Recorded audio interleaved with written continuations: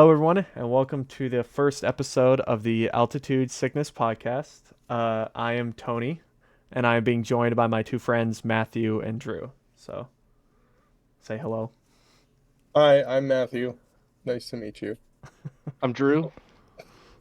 Go Rockies. Indeed, that's what we're here for. So, first things first, I guess we got to just kind of do a little bit of an explanation of who we are and what we're doing here. So, I'm Tony. I am the one that's kind of had the idea to do this podcast. Um, I am from Colorado, which is why I became a Rockies fan in the first place. Um, and that's pretty much, I guess, all that needs to be said about me. So, Matthew, you want to go next?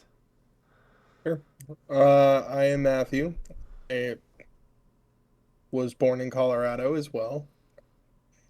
Um, I started liking the Rockies really in 2000, in 2007 when they went to the World Series. Um, I was 7 years old, so I didn't really know what was going on, but I remember watching the Helton first base catch to end the NLCS and go to the World Series. And then I remember crying when my dad told me that they lost. So, but yeah, from that point on, that kind of solidified me as a Rockies fan, and it's only grown stronger since. Yeah. I'm Drew. I became a Rockies fan in the early 2023 season. I met Tony and Matthew in college, so I'm not from Colorado. However, probably by the end of that season, I became a fan and bought a Charlie Blackmon jersey, the one I'm wearing right now. Yeah.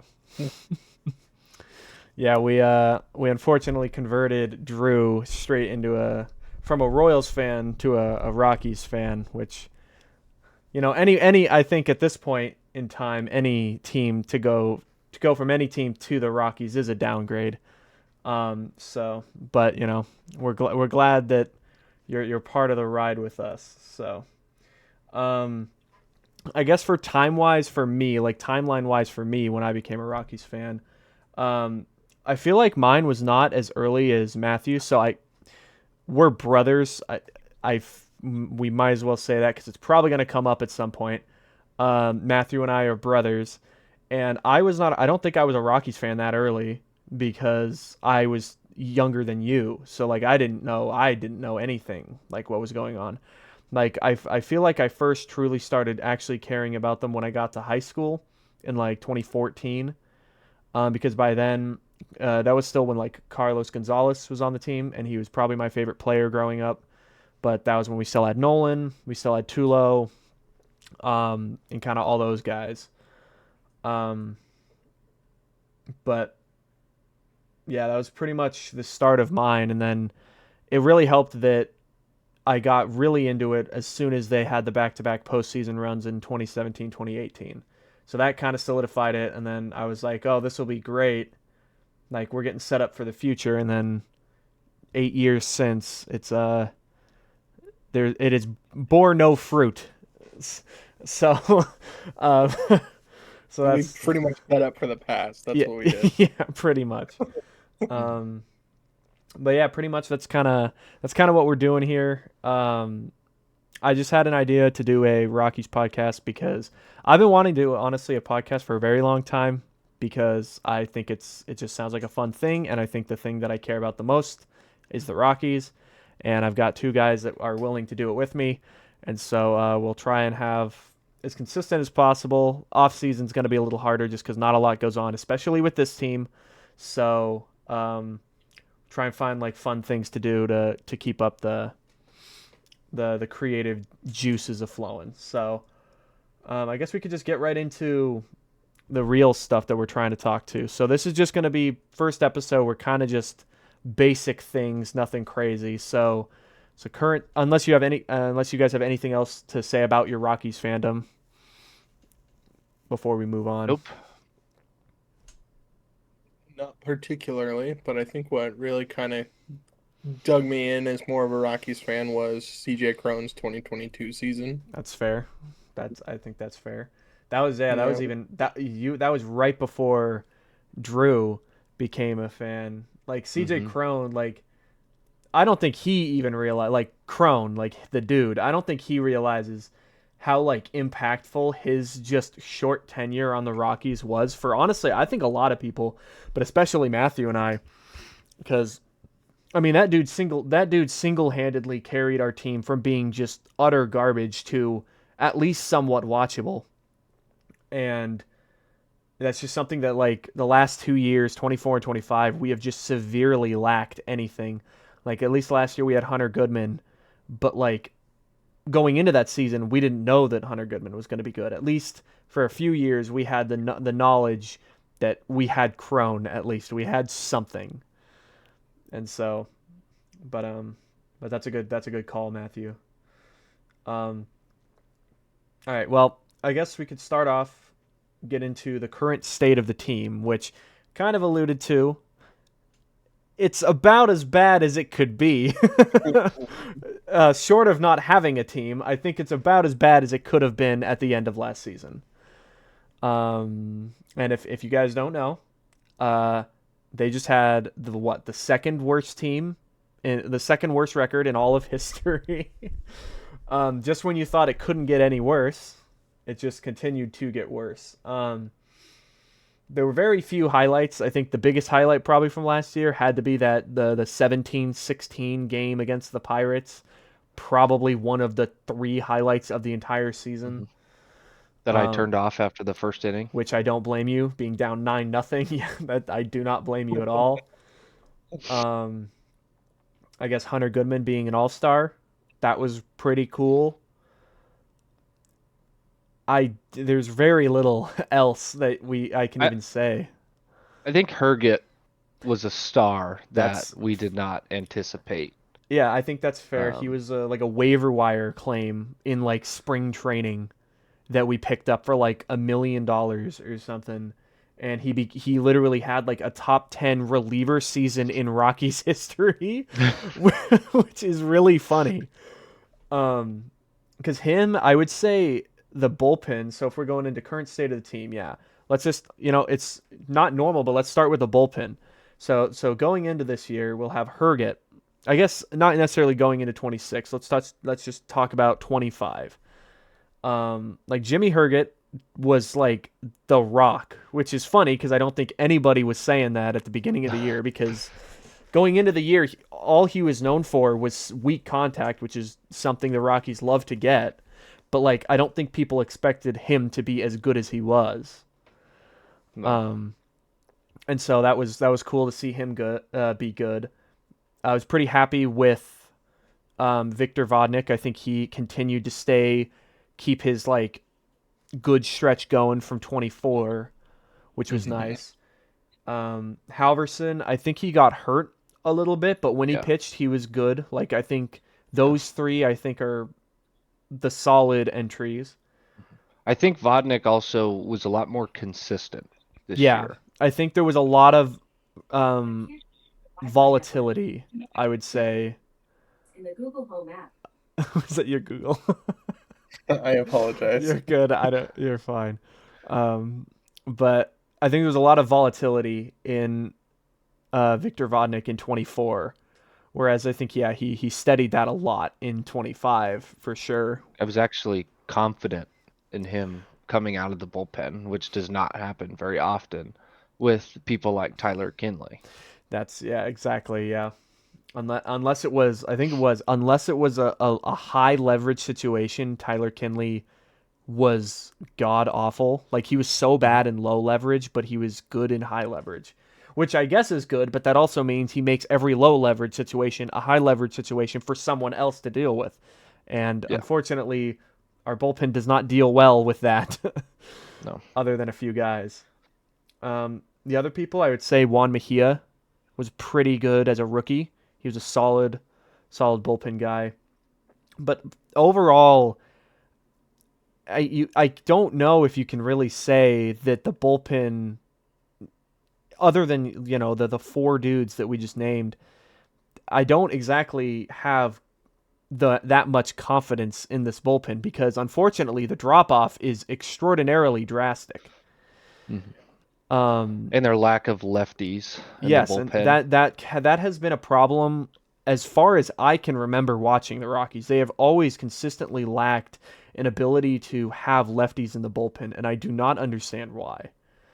But I don't know. But yeah, because we're just not going to have. I know we moved Carson Palmquist to the bullpen after being a starter, but like I do not think I don't think he suits a bullpen role. I think he was built as a starter in the minor leagues, so I don't understand the change to him to be a bullpen guy in the major leagues.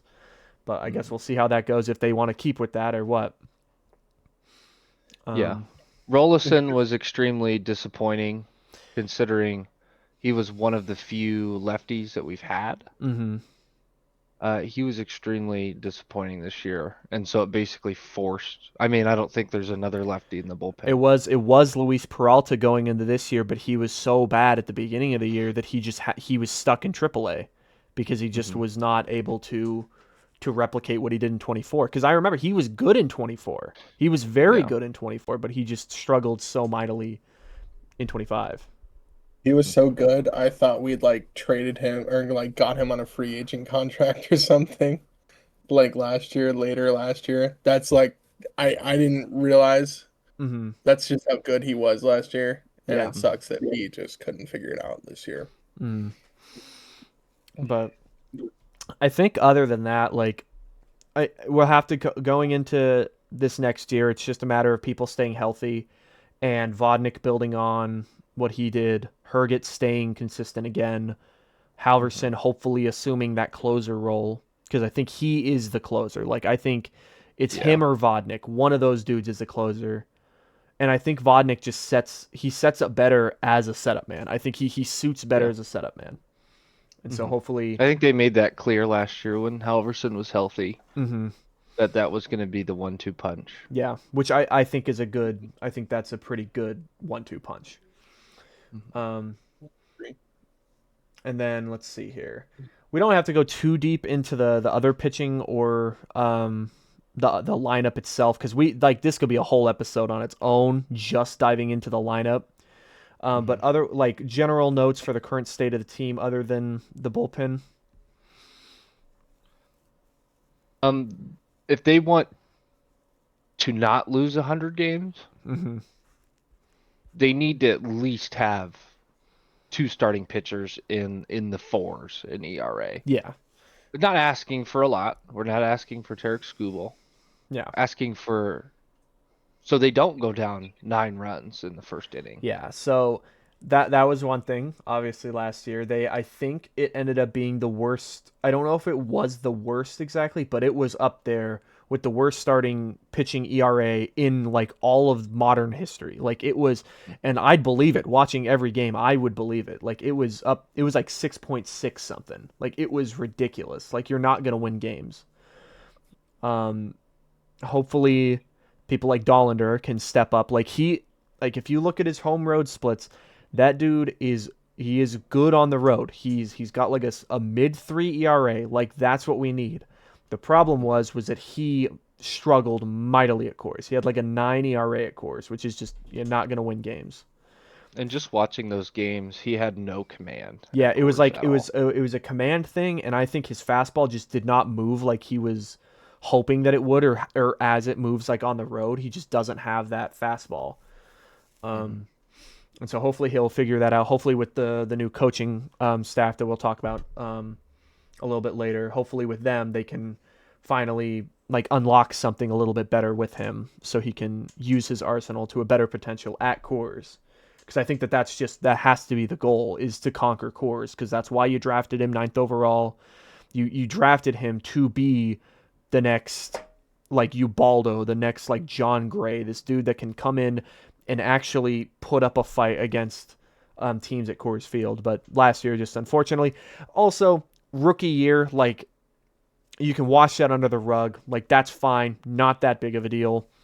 Like as long as he can build off of it. Like as long as he doesn't just take either another step back this Yeah. next year. The last thing I have to note for starting pitching is just Tanner Gordon. If he can come out like he did the last, like probably 10 starts, Mm-hmm. probably around the last 10 starts, if he could do that, he would be a really good 5-hole Yeah, I think for he the he's pitching he's a rotation. solid 4 or 5. I think him with probably Feltner, like those two as the 4-5s, I think is a solid 4-5 combo. Hopefully Feltner can get healthy again because like I like Feltner. I've always liked Feltner. He throws hard and he has good stuff. And he's also been like just bitten by the Coors Field bug. Like he just cannot do well at Coors. But yeah, I think Tanner Gordon, that's a good call. I think Tanner Gordon was very good down the stretch. Um, He was always really good against good teams. yeah, That was yeah, always I remember he pitched he pitched up to his competition, which, I don't think anyone else on the team ever does. So yeah, that's very exactly. very nice to see. I'll always have a special place in my heart for Tanner Gordon cuz Drew and I happened to watch his debut. And then also We did. Matthew and I went to a game where he beat the Yankees in 2025. So like that dude's Yeah, I was, he's in my inner circle. So I I was a appreciate Tanner Gordon. Matthew, you got any thoughts on the rotation? not particularly, no. Okay. And then I guess really quick, short lineup talk. Who do we want to see? Like, who do we think from last year, besides, I guess, Hunter Goodman, because I think he's kind of the obvious answer for who was good. Like, Yeah. I mean, you guys know my answer. It's Jordan Beck. I am a Jordan Beck fan. I love Jordan Beck. I really hope he can unlock a little bit more power. That dude, as much as I love him, he might be the most inconsistent guy when it comes to hitting home runs on the team. That dude hits 5 home runs in a week and then doesn't hit one for 2 months. But like if he Yeah. can just have a little bit more of a steady progression in home runs just consistently, I think he's an easy 2020 guy. And he can because he can steal. Um, oh, Drew's camera went out. um, I don't know what happened. Hmm. Disregard. yeah. So I think oh there it goes. Um, yeah, I think Jordan Beck, like he's probably who I'm looking at next year to take another step forward. But I think he did take a decent step forward last year too. So I would be happy with Mickey Moniak coming back, yeah, I think but I mean that's obvious. I think I But mean I think Moniak. I I see a lot of people online not liking Moniak because his defense. Like that's his biggest problem is if he can clean up the defense, he's a solid right yeah, fielder. Like he's just I think the problem comes with I don't think he's ever played in a right field that was as bad as Coors. Like Coors does not have it's a really tough place to just be thrown in and expect to do well in terms of an outfield. I mean, when was So the last time we actually had a good right fielder? Car- Like good defensive right Carlos fielder. Gonzalez in like That's 2016. that's exactly what Like I was thinking. probably Because the last time we've had Blackman, no because Blackman. Blackman's defense was not Blackman there. was the opposite of a black hole. Like he Yeah, would spit balls out everywhere because it was yeah. just he was not the best. I love him by the So way. He's my favorite player ever. He could not play defense. He should have if he would have fit yeah, an AL team so well back when pitchers hit. But yeah. I'm glad that he stuck with us. I'm glad that we kept See, him around. I guess like my argument there is just that like we haven't had super great defensive right fielder, and we were fine. So if he can just like make up for it with offense, I don't really see a problem. I don't see why he shouldn't stay. Yeah. My two big ones for this year are Karos at third. I think he's going to be the opening day third baseman. Hmm. I would agree It's with really that. important because they That's a good one. traded McMahon, who to most Rockies people is, the best player on the Rockies. Could not be my opinion. As these guys know, I think Mm. he's awful. But Kyle Caros kind of taking a step forward in the third base and kind of honestly getting it ready for Ethan Holiday would be great. Hmm. And like we don't need anything crazy. Like if he hits, I don't know, 250, 260 next year and has probably 15 home runs, I think that's a fantastic first full season for him. Mm-hmm. And I think he's very capable because he's also really good on defense. Mhm. The second person is Ryan Ritter. No one talks about him. No one talks about how good of a season he had. He hit okay, doesn't hit home runs. That's fine. That's not what you ask of your second baseman. But he played really good defense and he was still able to get on base. Mm-hmm.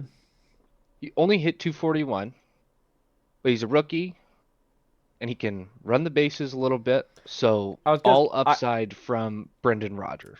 I was gonna say, I think an overlooked portion of Ritter's game is his speed. Like that dude is fast.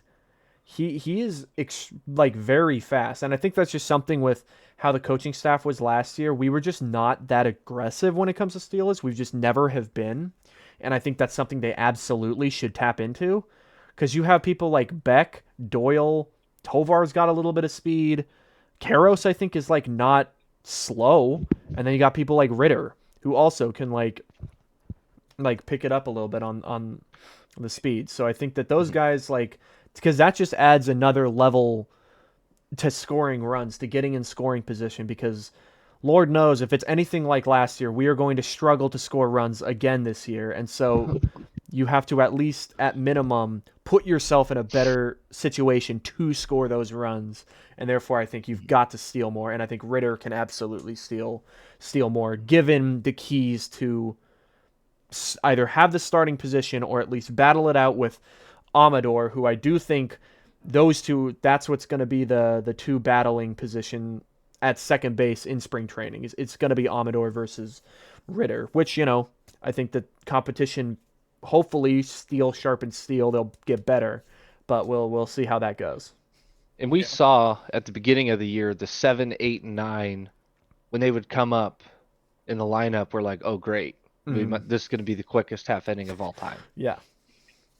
But Ryan Ritter would start in that 8 slot and actually put the ball in play and get on base for who even started? Who even led off at the beginning of the year? I don't even remember. Beginning of the year, beginning of the year, it was either Doyle or Tovar. Near the end of the year, Freeman was batting lead off. Moniak was hitting lead off. It was at that point, it was just kind of anyone that was hitting.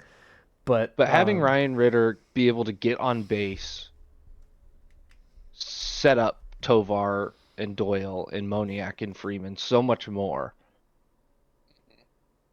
And I think if he takes a step forward this year, I think he's going to be an excellent second baseman and someone who's going to stick around for a while. I can agree with that. And at minimum, I think he could be a decent bridge to, I know you mentioned Ethan Holiday at third. At this point, I'm kind of fine Ethan Holiday playing second or third, kind of wherever we need it, because I think it's pretty obvious that Charlie Condon is that answer at first. So for this next year, I would like the Rockies to at least sign a major league talent at first base just on a 1-year deal and like tell them, hey, like if you're playing well, you're probably gone halfway through this. You're getting traded probably. Like let them know. And that could be a discussion for a different section, but I think that that's like a big thing, is just having an outside presence at first, because I do not think our in-house options at first are good enough. In my opinion, I do not think they are good enough right now.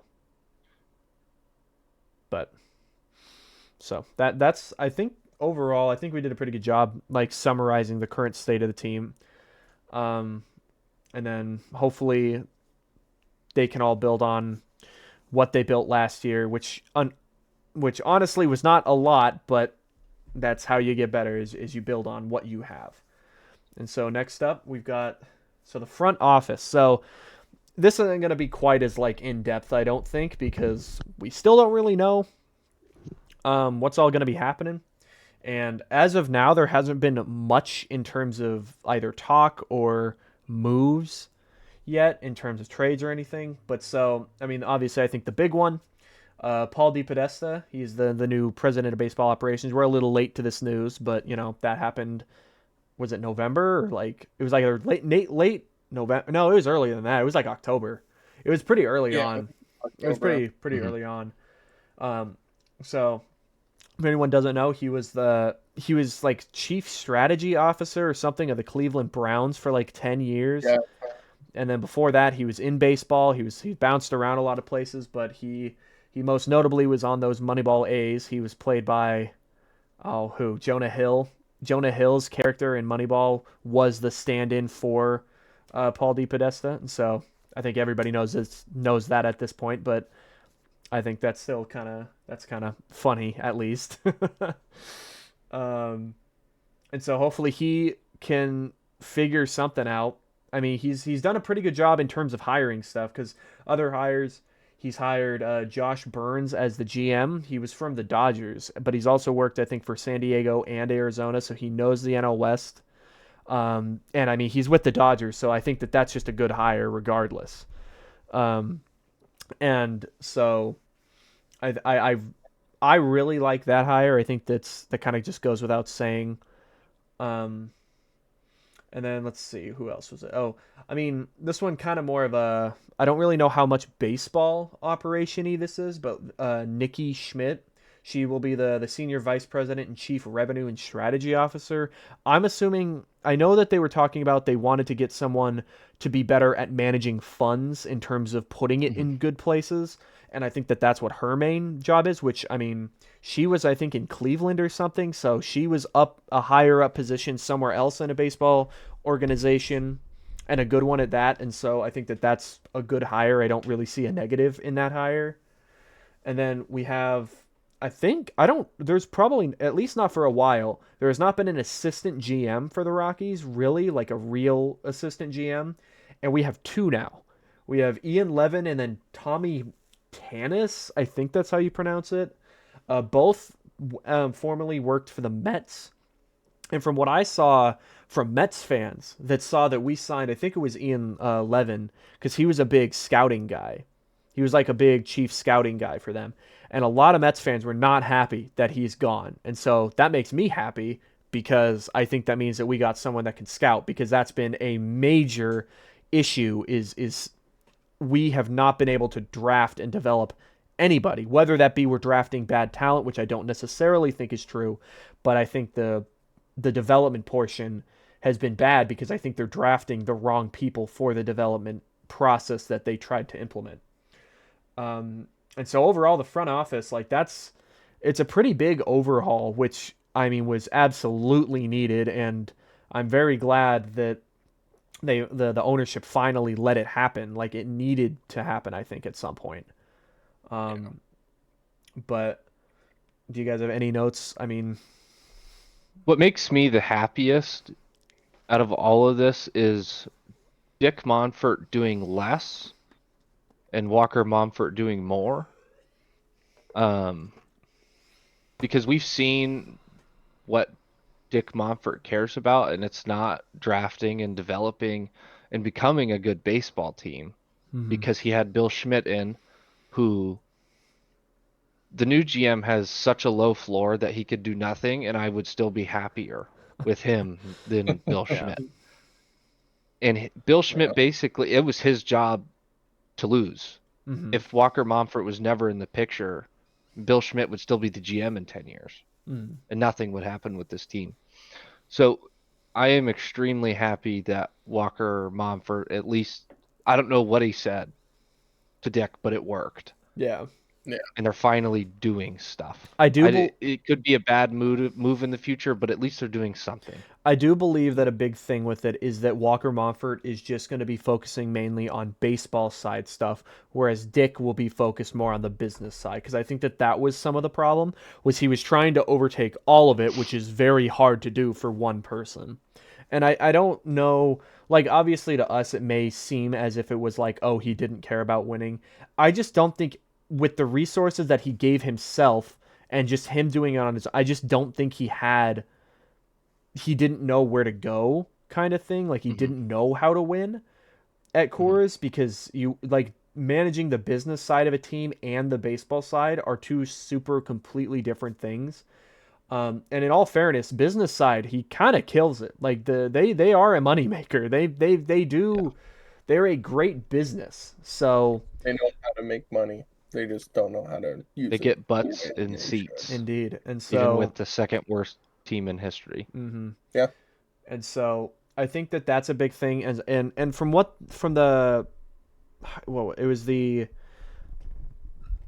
no, I was gonna say podcast, but they didn't do a podcast. It was the press conference. That's what it's called. The press conference in like November or something that they had. That it was like Walker and Dick and Paul DePodesta. From what it sounded like with Monfort, like he is legitimately not happy with where they are at right now. And so I think he truly is like, I want this to change, and now I am officially putting the people in the places to do that change correctly. Because I think he thought that he was able to do it on his own, and that was just not the case. And so I appreciate, at least like you said, like Walker's in there doing stuff, and hopefully with this new front office, they can finally overhaul some bad things that we needed, um, and fix this pretty flawed system that we had going for a few years. I'm not totally sold on DePodesta yet. It's It's kind of exciting that it's it's someone hard new. it's hard to be right But now there- just because nothing's happened. But yeah, And that's my thing is that, free agents have been open to being signed for a few weeks now. it's pretty much since like mid November. Like it's Yeah, just so we've had over a month to do something at first base. And the fact that there's not even like rumors yeah is it makes me a little hesitant because they were talking about, like, oh, got to get winter meetings in so we have a game plan to know what to do. But we have still not seen anything yet. And so I'm still a little hesitant. But I do think that DePodesta's going in the right direction, but it's tough when for the last however long, at least as long as I've been a fan, there's been a lot of talk about doing things and then they never do. that's the hope with this is they will finally stop just talking the talk and finally walk the walk. And so Yeah. I think it's just slow off season. I think that's kind of all it is. The Rockies are very much known for their very very busyless off seasons, and so hopefully this is just a manner of them just evaluating the talent that they have, because they are kind of handed a team that they've got, like they've been handed a really not good team. And the thing is that signing one free agent first baseman is not going to fix it, but it couldn't hurt. So that's the other thing is there's an argument for that as well. One thing I've been happy about is them. Well, I think everyone is happy about it, but the fact that they're pushing more towards analytically driven people rather than not analytically driven people. I don't know. I mean, obviously, DePodesta is gonna take charge on that, and it makes sense. And I think that's why I was really happy with that, with his hire, is just the fact that he really seems to be that kind of guy. So that's exciting. Well, you talk about those analytically driven people, and if no one else has any other notes on the front office, that's a good segue into the coaching staff, because this is where I think, as the kids would say, I think this is where DePodesta cooked, because I think our coaching staff is very, very solid. I do think that the coaching staff is just overall, just in every way, I think it's a major upgrade. So I think first you got to talk about how Warren Schaefer is now the full-time manager, which I think he earned. I do not think you can blame the 2025 Rockies on Warren Schaefer. It is not his fault. He was handed a sinking ship. And so regardless of who the manager was, they were not going to do well. I think it was just with Bud Black, the problem was he was clearly prioritizing veterans such as Nick Martini or players like that, they were getting playing time over any and all young players. And I think Warren Schaefer struggled a little bit with that, but I do think that overall he did a much better job of prioritizing young guys getting that playing time that they needed.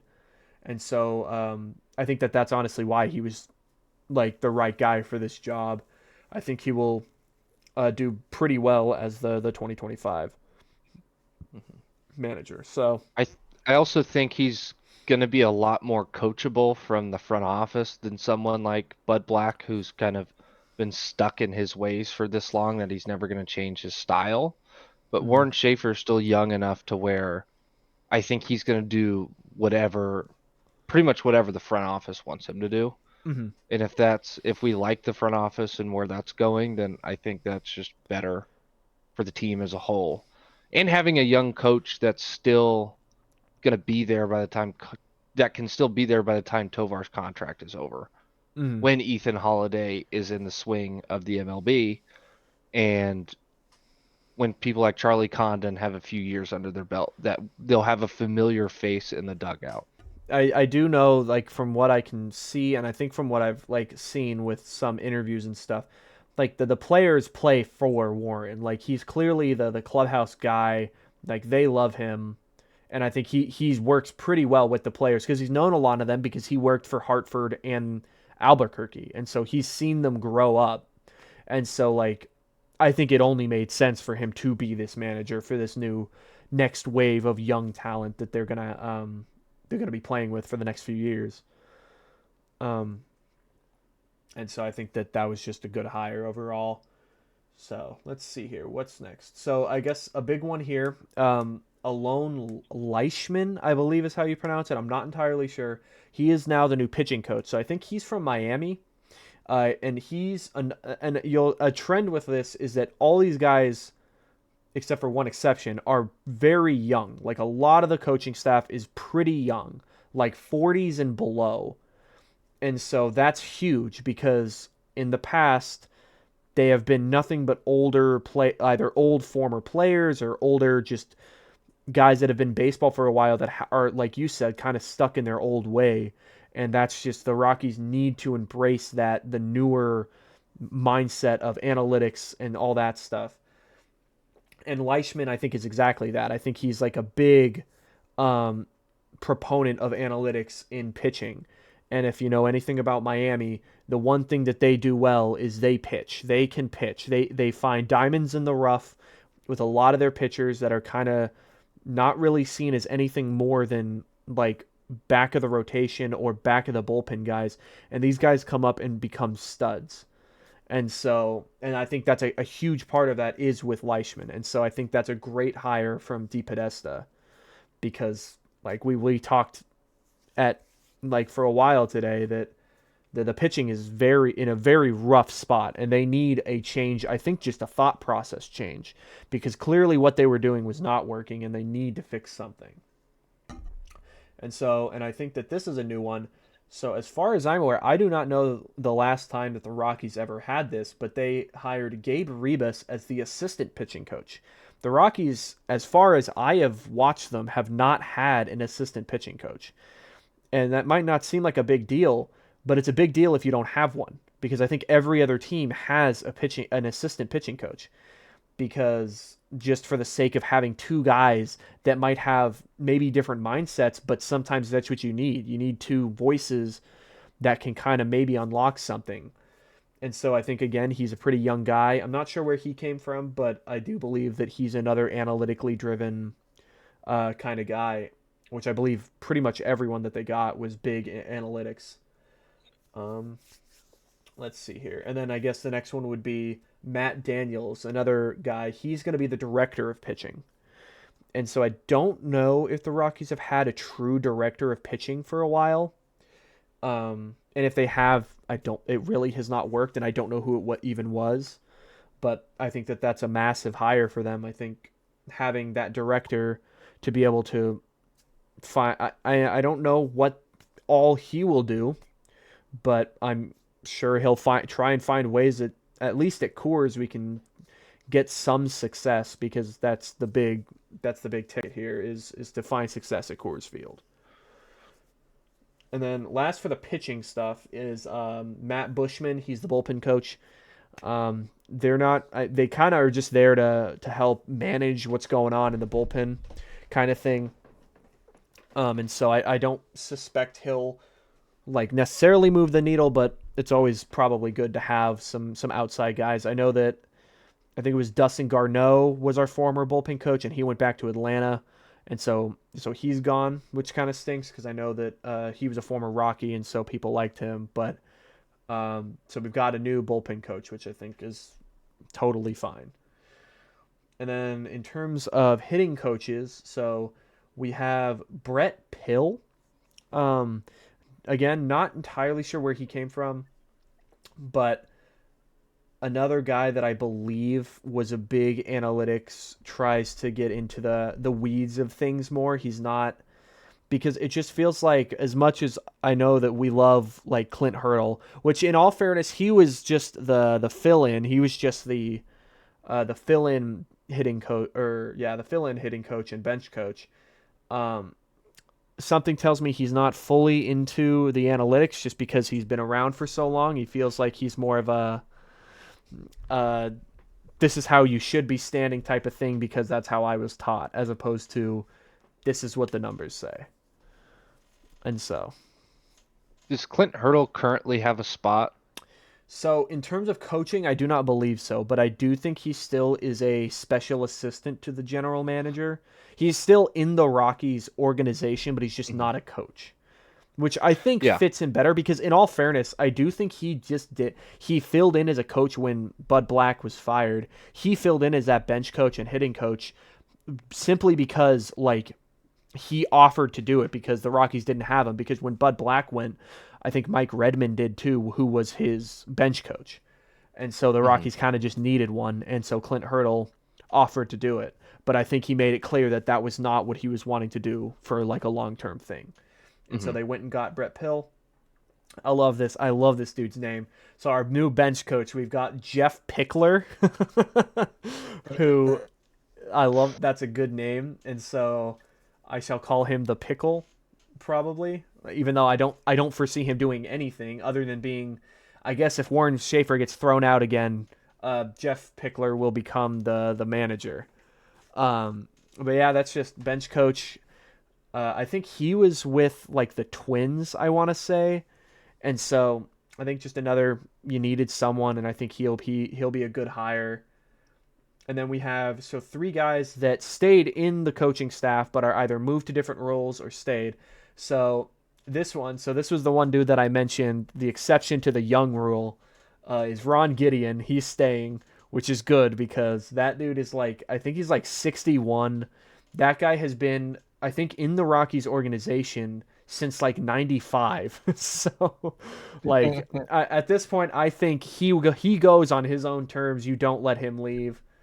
And so I'm happy that he's staying, but he has moved to the assistant bench coach. So he's no longer the first base coach, which kind of stinks because I kind of liked him being that first base coach, because I like just seeing him more often, because I think it's just a funny thing to just see that guy. But now he's going to be that bench coach, which I think as of now, we do not have a first base coach. That's the one coaching staff position that we do not have yet, which isn't that big of a deal, but I mean, you got to fill it at some point, because Andy Gonzalez is going to stay as the third base coach. He filled in because Warren Schaefer was the third base coach last year when he got promoted to manager, and so Andy Gonzalez, who was I think the third base coach at AAA, he got moved up to the major leagues. And so I think this is just a matter of like, and actually, now that I think about it, I actually don't think he was a third base coach. He's never been. That last year at the major league level was the first time he was a first base or a third base coach. And so I think this is just a matter of letting him have it another year or two and just seeing how he does. Because I mean, that's not exactly an easy thing to just become, because with a third base coach, you actually have to, know when to send people. And then he's also like an infield coach. And so hopefully one more year and he'll be better. I don't think he did bad. I don't remember many times where it was like he sent people on a bad time Granted, we don't have a lot. We usually don't score enough runs to make it that much of a difference, but but who knows? And then Jordan Pacheco is going to stay as an assistant hitting coach. I think he was the main hitting coach for a little bit last year, but he'll stay as an assistant hitting coach, which I think is good. Keep some of that like familiarity for Warren Schaefer, so at least he's not just has a completely new staff. So he's got a few guys that he's knows a little bit, and so that'll be good. And in terms of that, I'm pretty sure that's all the new coaching staff updates. So, I like Clint Hurdle still having a spot because as much as I like the analytics and adding people that have that mindset, you need someone there to be like, okay. mm-hmm. You need someone to play devil's advocate, and I think Clinton Hurdle is the perfect person for the job. I would agree. He does not care. He will still voice his opinion about who's got guts and who's got nuts. Exactly. Because according to him, analytics don't show that. Yeah. And so I would agree that you do need that voice of that kind of the straight man guy, that the voice of reason. So I would say that it's a good thing that they kept him around. Again, I do not believe that he's a coach in any sense, but him being special assistant to the GM, he'll still be there working with coaches, working with players probably. And so that'll be I think a good thing. I also think Charlie Blackmon as the first base coach. I would not be upset. Oh, I'd be so happy. That'd be insane. He knows how to run the bases, even though he was slow. Yeah, I do not foresee that happening. But if that's what happened, then I would be very happy. I think that would be great. I think that would be a pretty cool thing. I know for a while I was PR move. Huh? Oh, good. That would be a good PR move. I know for a while I wanted him to be the manager just because. I don't think he wants to get into baseball like that quick after playing, probably. Because I'm sure that he is enjoying retired life very much. So. But I mean, he is still in the organization. He is a special assistant to the GM. It seems like he wants a coaching. It seems like he might want a coaching role sometime down the line. But I would not mind that. I would love that. But that may just be a few years down the line when he's maybe getting a little bored in retirement and wants to come back. So, but yeah. So that's all the notes I had for the coaching staff. So, does anyone have any other final notes? Nope. I love Warren Schaefer. Yeah. We are a pro Warren Schaefer podcast. We'll soon have a list of guys that are our inner circle that we love. I think Warren Schaefer, we can proudly say that we are part of the Schaefer we are Schaefer stans, we'll call us. We are here for him. So but yeah, so in terms of how often the podcast will go, it's kind of up in the air in terms of the off season because it's just slower news. Probably during the season a little more often, but we'll just have to see, and it just depends on how scheduling works out. But yeah, I would say that this was a good first episode. So thank you all for anyone that was watching or listening, I guess. Check us out on our, I think right here, I'm trying to point at it, our links to our things over here. Check it out, and all that. And I guess as always, let's go Rockies. Go Rockies. Go Rockies.